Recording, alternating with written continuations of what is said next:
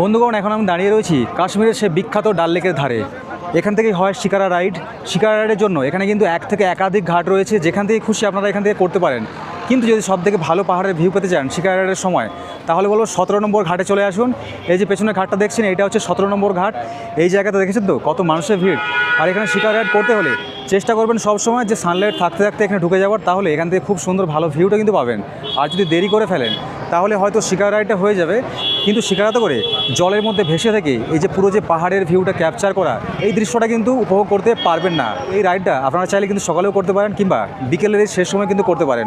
আর এখনের সময়টা বলবো আমার কিন্তু খুব দুর্দান্ত লাগছে, কারণ দুপুরবেলা আমরা যদি আসতাম ওই সময় হালকা হালকা রোদও ছিল না, ওই সময় একটু তাকাতে একটু অসুবিধা হয় আর কি। কিন্তু সন্ধ্যার এখনের এই সময় হালকা হালকা করে কুয়াশা রয়েছে এখানে, আর তার সাথে এখানে রাইডটা এখন দুর্দান্ত লাগবে।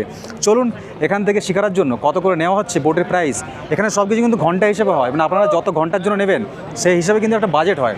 আর পুরো শিকারার হচ্ছে একটা ভাড়া রয়েছে। তো আমরা আছি আজকে টোটাল 4 জন।